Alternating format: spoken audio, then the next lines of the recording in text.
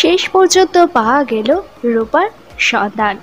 অনেকদিন ধরে লিড নিয়েছে ধারাবাহিক সোনা, সূর্য, দীপা প্রত্যেককেই দেখা গেলেও অনেকদিন ধরে খবর নেই রূপার।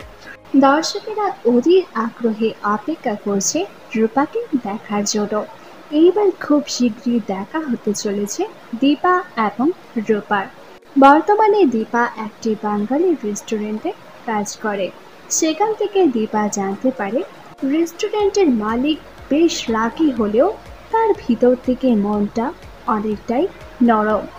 অবিবাহিত হলেও তার জীবনে এমন একজন কেউ আছে যে তার প্রাণ।